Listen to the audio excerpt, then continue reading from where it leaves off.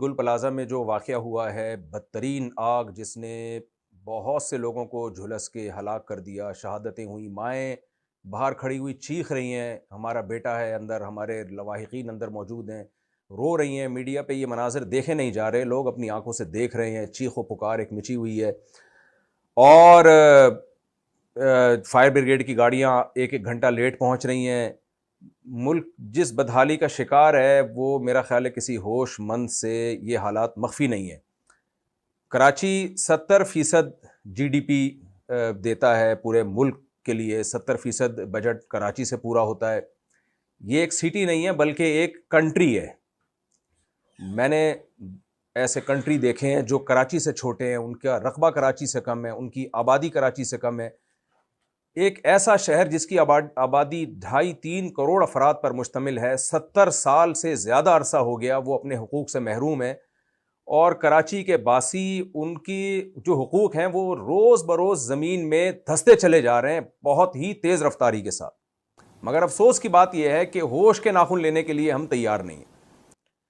Gutter کھلے ہوئے ہیں، آئے دن واقعات ہیں، بچہ گٹر میں گر گیا، لیکن اس پہ ایکشن کیا لیا جا رہا ہے؟ کیا اس پہ حکومت سندھ کا جو رسپانس ہے وہ کیا ہے؟ وہ زیرو ہے۔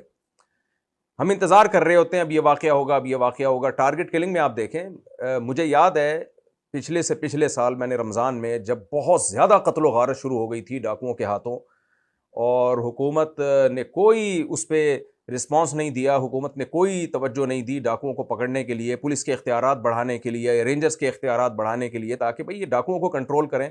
سویڈن سے ایک جوڑا آیا، نیا شادی شدہ جوڑا تھا، ان کو قتل کر دیا گیا، اس بچوں کے سامنے اس کے باپ کو ڈاکوؤں نے مارا ہے، یہیں ناگن چورنگی پہ۔ اتنے واقعات ہو رہے تھے رمضان کے آخری عشرے میں، یعنی دھڑلے سے لوگ قتل ہو رہے تھے۔ تو میں نے اس وقت جذبات میں ایک بیان دے دیا تھا کہ 27ویں رات کو میرا دل چاہ رہا ہے کہ میں حکومت سندھ میں جو بھی اس کے ذمہ دار ہیں ان واقعات کے، میں ان کے خلاف بددعائیں کروں۔ آپ حیران ہوں گے، 27ویں رات کو جب ہم نے ختم قرآن پہ دعائیں مانگنی تھی، میرے دوست کا فون آیا کہ مجھے ڈاکوؤں نے گولی مار دی ہے، اور میری 27ویں رات ہاسپٹل میں گزری اپنے ایک ریلیٹیو کے ساتھ، جس کو 4-5 گولیاں ڈاکوؤں نے ماری تھی، اور پوری رات میں نے اس کے ساتھ وہاں گزاری۔ قسم اٹھا کے کہا جا سکتا ہے کہ دنیا میں کسی ملک میں جس میں جنگ مسلط نہ ہو ایسے حالات نہیں ہوتے۔ اگر ایسے حالات ہوتے ہیں تو کسی کنٹری نے اٹیک کر دیا ہوتا ہے۔ حکومتی نااہلی اور حکومت کے جو ذمہ داریاں ہیں، ان ذمہ داریوں کو پورا نہ کرنے کے سبب ایسے حالات شاید پاکستان سے زیادہ، یا خاص طور پہ کراچی سے زیادہ کہیں بھی اتنی بدحالی نہ ہو۔ 24 گھنٹے آگ لگی رہی ہے، 24 گھنٹے فائر بریگیڈ کی گاڑیاں آ رہی ہیں، پانی ختم ہو گیا۔ کیا یعنی پہلے سے انتظام کیوں نہیں تھا؟ اور پے در پے واقعات آپ کے پی کے میں دیکھ لیں، کیا دنیا میں کہیں آپ نے ایسا واقعہ دیکھا کہ دریا کے بیچ میں میاں بیوی بچے والدین اور پوری فیملی کھڑی ہوئی ہو، اور ایک ایک کر کے ان کے بچے دریا کی موجوں کے حوالے ہو رہے ہوں، اور وہ چیخو پکار 1 گھنٹے سے انہوں نے چیخو پکار مچائی ہوئی ہو کہ کوئی ہے جو ہماری مدد کے لیے آئے، اور 1 گھنٹے میں کوئی مدد کے لیے نہ پہنچ پائے، اور وہ ایک ایک کر کے، یعنی آپ خود تھوڑی دیر کے لیے تصور کر لینا، آپ کا کوئی بیٹا آپ کے سامنے پانی کی موجوں کے حوالے ہو رہا ہو، اور آپ چیخ رہے ہو، آپ کی بیوی، آپ کے بچے، آپ کی ماں، آپ کے باپ، تو کیا کنڈیشن ہوگی؟ یہ ہو رہا ہے ہمارے کنٹری میں، اور آئندہ بھی کوئی ہمیں امید نظر نہیں آ رہی کہ حالات ٹھیک ہوں۔ تو ہوش کے ناخن لینا چاہیے۔ میں یہ احتجاج اس لیے ریکارڈ کروا رہا ہوں، الحمدللہ بہت سارے لوگ جو بھی سوشل میڈیا پہ ایکٹیو ہیں وہ اپنا احتجاج ریکارڈ کروا رہے ہیں۔ حکومت کی نااہلی، جب تک ہم اس طرح بھرپور طریقے سے احتجاج نہیں کریں گے، گورنمنٹ حرکت میں نہیں آئے گی، متعلقہ ادارے حرکت میں نہیں آئیں گے۔ آپ دیکھیں 1200 چھوٹی چھوٹی دکانوں پر مشتمل ایک مارکیٹ ہے، اس میں آگ سے بچانے کا کوئی انتظام ہی نہیں ہے۔ یہ سوال سب سے پہلے اس کی ذمہ دار حکومت ہے، اس کے بعد متعلقہ ادارے ہیں، اس کے بعد وہ بلڈرز بھی ہیں جنہوں نے بلڈنگیں بنائی، اور ان کو یہ انتظام نہیں کیا کہ یہاں اگر آگ لگ جائے گی تو اس کے لیے ایگزٹ کیسے ہوگا، لوگ بھاگیں گے کیسے، آگ بجھانے کا کیا انتظام ہوگا۔ ہم نے اداروں میں دیکھا ہے، آپ دارالعلوم کرنگی میں جائیں، حضرت مفتی رفیع عثمانی صاحب نے ایک مدرسہ بنایا، پہلے سے اس مدرسے کی عمارت کو ایسا ڈیزائن کیا کہ خدا نہ خواستہ اگر آگ لگتی ہے تو طلبہ کے بھاگنے کے راستے ہوں۔ پھر آگ سے بچانے کے جتنے بھی انتظامات ہیں، جتنی بھی ایس او پیز ہیں، ان تمام کو اپنے مدرسے میں لاگو کیا۔ جامعۃ الرشید آپ جائیں، ایک مدرسہ ہے، حالانکہ وہ بہت بڑا ادارہ نہیں ہے، کوئی ایسا نہیں ہے کہ کوئی بہت بڑا بزنس ہو رہا ہو وہاں پہ، ایک مدرسہ ہے جہاں لوگ قال اللہ قال رسول پڑھ رہے ہیں. وہاں انہوں نے انتظام کیا کہ بھائی اگر خدا نخواستہ آگ لگتی ہے تو راستے ہوں جہاں سے طلبہ باہر بھاگ سکیں اور آگ بجھانے کے انتظامات ہوں، سلنڈر جو لگائے جاتے ہیں. ایسے اداروں میں انتظامات ہو رہے ہیں، اور 1200 دکانوں پر مشتمل ایک بلڈنگ جو کراچی کا دل صدر، اور اس صدر کے بھی بیچوں بیچ ایک ایسی عمارت ہو جہاں سینکڑوں ہزاروں لوگ اربوں کھربوں روپے کا بزنس کر رہے ہوں، وہاں جناب آگ سے بچنے کا، آگ لگ جائے تو بجھانے کا، اور ایگزٹ کے راستے ہی نہیں ہے وہاں پہ. اس سے بڑی یعنی کسی قوم کی ناکامی اور کسی حکومت کی ناکامی کی اس سے بڑی دلیل کیا ہو سکتی ہے؟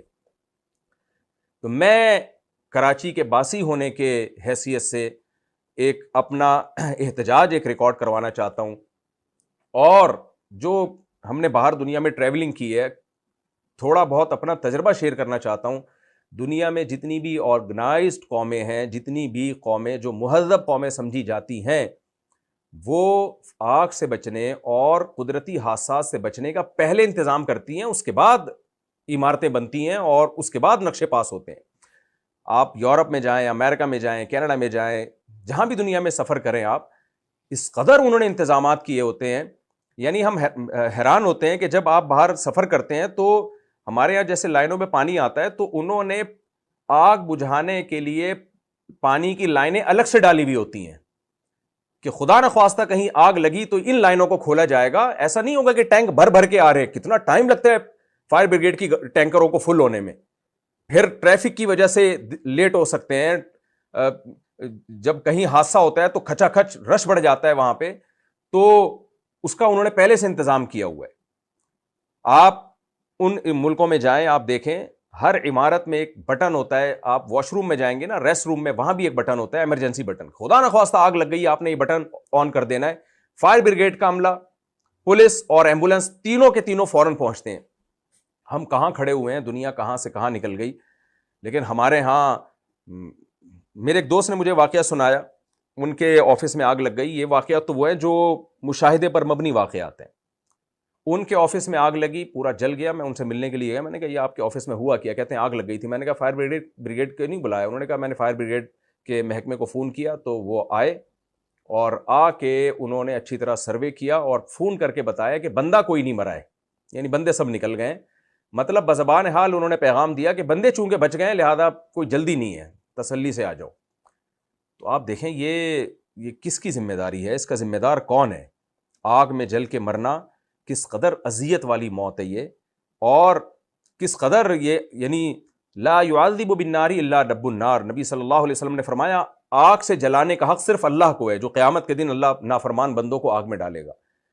لیکن ہماری حکومتوں کی نااہلی اور ان بلڈرز کی نااہلی جو عمارتیں بناتے ہیں، اور عمارت بناتے وقت، بلڈنگ بناتے وقت اس کا خیال نہیں کرتے کہ بلڈنگ کا ڈیزائن ایسا بنایا جائے کہ خدا نخواستہ آگ لگتی ہے تو نکلنے کا پورا انتظام ہو. تو جو کسی برائی کا سبب بنتا ہے، قرآن و سنت سے ہمیں پتہ چلتا ہے کہ وہ بھی اتنا ہی مجرم ہوتا ہے جس نے وہ برائی کی ہو. من سن سنتا حسنتا فلہ اجرها واجر من عمل بها ومن سن سنتا سیئتا فلہ وزرها ووزر من عمل بها. نبی صلی اللہ علیہ وسلم نے فرمایا کہ جس نے کسی اچھائی کو پروموٹ کیا تو جب تک وہ اچھائی رہے گی اس کو بھی ثواب ملے گا، اور جس نے کسی برائی کو یا ظلم کا یا برائی کا سبب بنا تو یہ جو سبب بنا ہے یہ بھی اس برائی میں برابر کا مجرم ہے. آپ کسی کو قتل کر دیں یا قتل کرنے کا ذریعہ بن جائیں تو ذریعہ بننے سے بھی آپ ایک نوعیت کے قاتل کہلاتے ہیں. تو میں اپنے ان بھائیوں سے، بہنوں سے جو بھی اس حادثے میں شہید ہوئے ان سے پرزور تعزیت کرتا ہوں، اور دل سے دعا کرتا ہوں اللہ تعالیٰ ان کے درجات کو بلند کرے. نبی صلی اللہ علیہ وسلم کی صحیح حدیث ہے کہ حادثاتی طور پر آگ میں جل کے مرنے والا بھی شہید ہے اور پانی میں ڈوب کے مرنے والا بھی شہید ہے. تو یہ ہمارے بھائی شہادت کے رتبے پر پہنچ گئے. اور اس میں ایک بڑی عجیب بات یہ کہ ایک فائر فائٹر جو تھا فائر بریگیڈ کے عملے میں، ایک شخص آگ بجھاتے ہوئے وہ بھی اس حادثے میں شہید ہوا. اس کی شہادت تو بہت بڑی شہادت ہے، جو لوگوں کی جان بچاتے ہوئے اپنی جان گنوا بیٹھا. اس کو بھی ہم سلوٹ کرتے ہیں. اللہ تعالیٰ اس کے درجات کو بلند کرے, اس کی اس نیکی کو اس کے گناہوں کی معافی کا ذریعہ بنائے, اور اس کے لواحقین کو اللہ تعالیٰ صبر جمیل عطا فرمائے. ایک اور بات میں یہ بتانا چاہوں کہ یہ جو گل پلازا ہے, اس میں کروڑوں کا نہیں اربوں کا بزنس ہو رہا تھا, اور یہ وہ تاجر تھے جو پورے ملک میں جب بھی کوئی ڈیزاسٹر ہوا سب سے زیادہ تعاون ان تاجروں کا ہوتا تھا.